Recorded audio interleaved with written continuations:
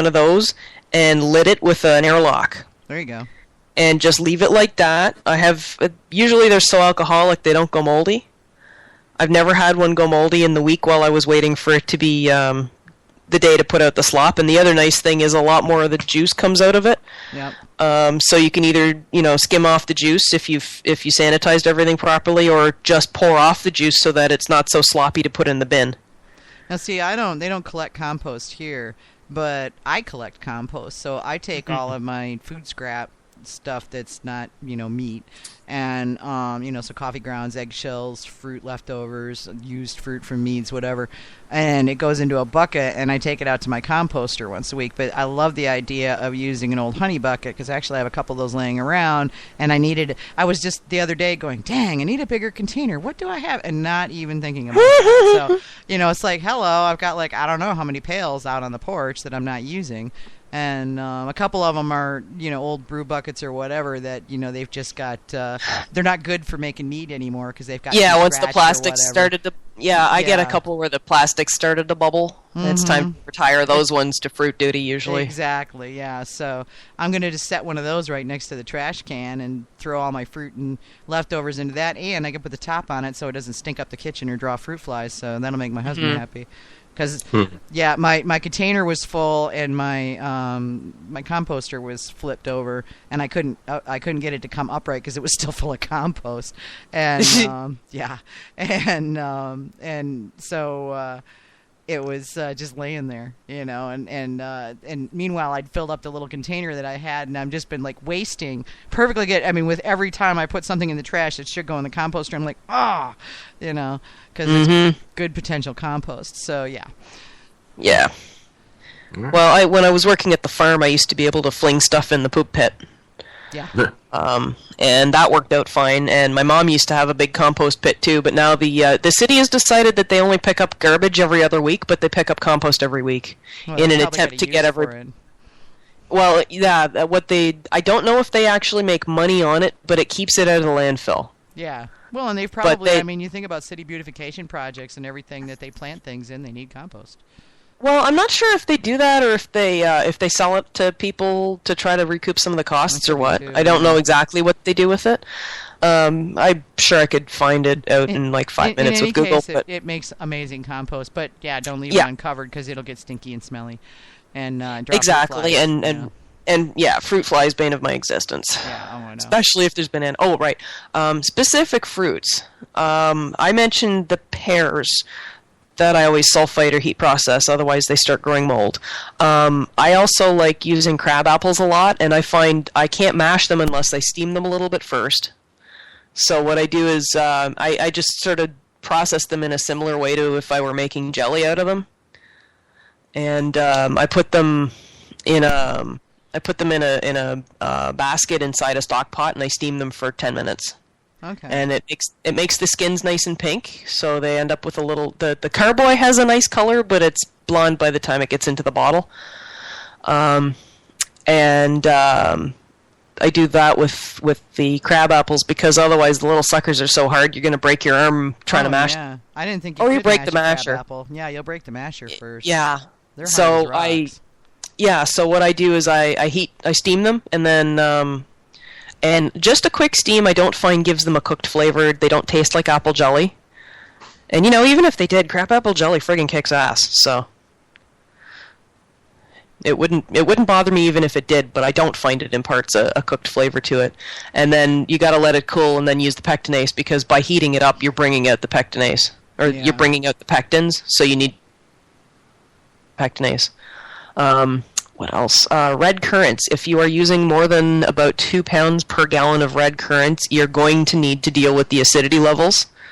Totally red currants acidic. Black currants too. I hear black currants are too, but I don't work with them as much because I've got a lot more access to higher yields of red currants because I've got several. My mom's got a bush, and my friend's mother has got 2 red currant trees. They're taller than I am. Oh wow. Yeah, they're amazing. And once they've picked what they want, they're not supposed to. But anyway, usually I get about 10 pounds off of the neighbor's trees there. But yeah, you need to be on the ball with the acid on those. And I have used the RC212 yeast, and they really, really didn't like it when it got very acidic. They went to full-blown rhino fart mode. Oh, I'll bet. Purple cactus pears. I've used those a couple of times. They always lose their color. If anybody knows how to get them to keep their color, let me know. Now, purple cactus pears are pears, right? No, they're cactus flower. The cactus fruit. You're talking about... Okay, so you're talking about... okay.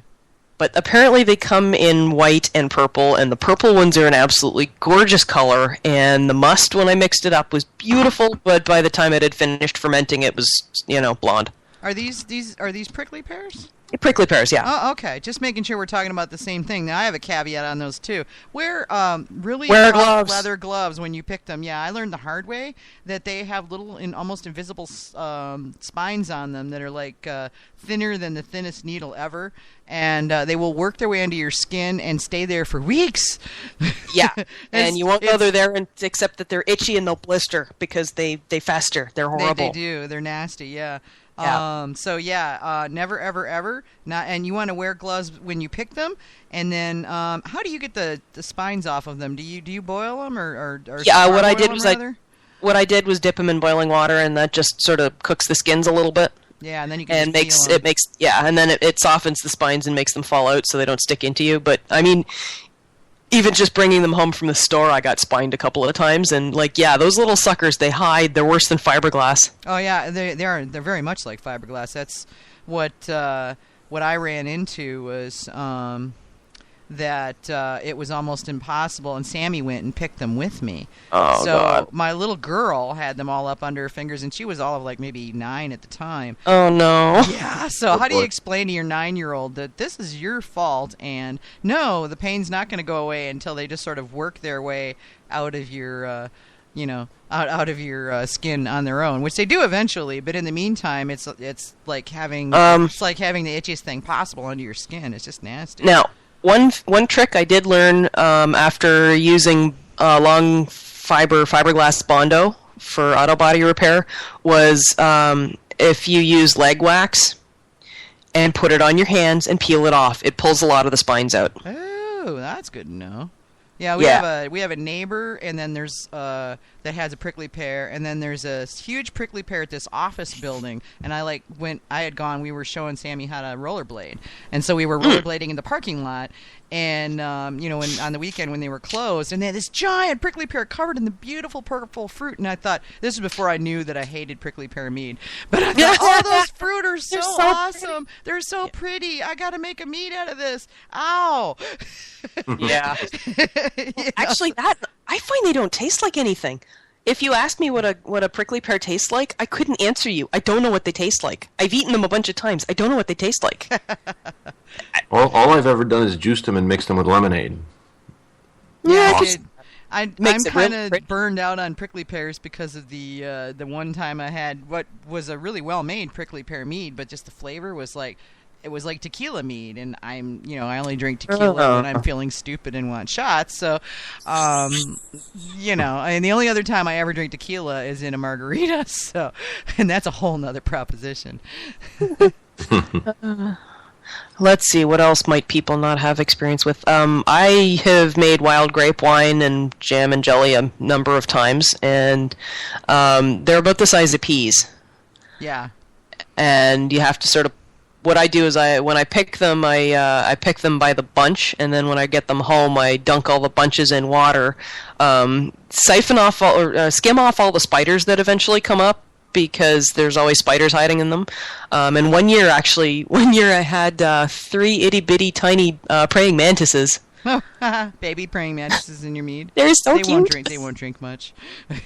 So anyway, yeah. Well, one of the reasons I like to soak my fruit in a big bowl is because then if anything's wiggling, I can rescue it and chuck it out the door. Yeah. Because, I don't really want to drown stuff, and, No, I don't either. And besides, who needs protein in their mead? Well, the yeast would probably appreciate it, but I wouldn't. So, yeah, with wild grapes, they stain like crazy. But one fun thing is they act like litmus paper. They're purple when they're They're purple when they're neutral. They're pinkish when they're basic, or pinkish when they're acidic, and they're bluish when they're basic. And I figured that out because I know the city water here is slightly basic, and when I was rinsing out afterwards, I've got pink water, I've got purple water, I've got blue water. As I'm running water in to rinse out what I was using. And that was really neat to watch, because it's just like doing a titration. Ha ha ha, fun. But yeah, they stain like crazy, unless you're trying to get them to stain, in which case the color will fade. Because, ornery critters and all that. I don't find they tend to be too bad for acidity, but they really have almost no sugar in them. But they have a lot of interesting sort of earthy, kind of musky flavor to them that's very unique to the wild grapes I get around here. And it's not like any kind of... They're mostly seed. You can tell when you pop one that they are in fact a grape because the seeds look like grape seeds. It's just there's very little juice and skin around the seeds. They're mostly seed, but they really pack flavor for the amount of volume that they take up. And they're one of my favorites to do, and it's one of those things that grows wild around here, so I tend to use them a lot. But I find personally that it's easiest if I separate the berries from all of the stuff I don't want to be using and then mash them and then strain them, heat them up a little bit, just bring them to a bare simmer and then strain them as if I was making jam or jelly out of them. And I strain them and then I use the juice. And that is one of the few things where I don't tend to ferment on the fruit. Just because it's so much easier to just do it that way.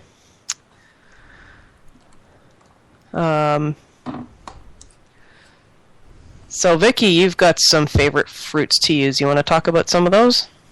I'm really fond of the berries in particular, so strawberries, blueberries, raspberries, blackberries. I really, really like those. And then in the more tropicals, I've worked with mango and pineapple.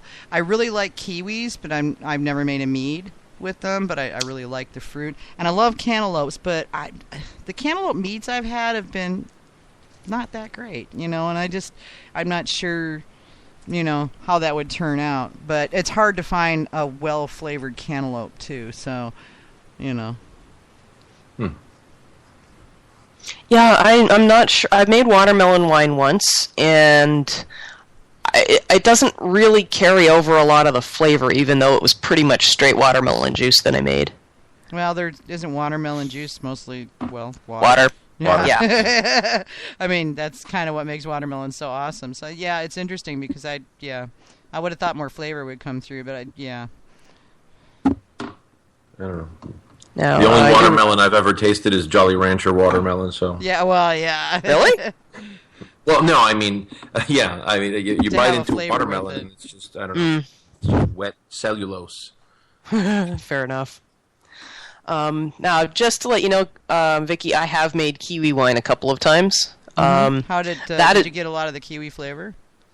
The first batch, yes, I did. It was a 1-gallon batch, and it was very tasty. The second batch, not as much, and also I'm not sure exactly what happened, but it got a little bit oxidized, and I think that's one of the fruits that's a little bit more susceptible to oxidizing. I wouldn't be surprised just looking at it. I'd be curious. One of the things that I've always wanted to try was just some of the more exotic fruits, like star fruits, and some of the more oddball stuff, I guess you'd call it. Papaya. I love papaya. Yeah, I've got a star fruit. fruit. I've never made a papaya mead. I actually don't know what papaya tastes like, but I have a star fruit mead that I started a couple of years ago, still moldering away in the back corner of the brewing cabinet. Well, and then of course there's crap, now I'm drawing a blank on them. They're the ones that taste like vanilla apple or vanilla strawberry bananas, and they grow in Michigan. Not breadfruit. Oh, shoot. I hate that. I can see it in my head. Pawpaws, thank you. Yes, Pawpaws. I just totally was drawing a blank. Yeah, pawpaws, which I've seen some people talking about them online, and particularly John Talkington. is making a pawpaw mead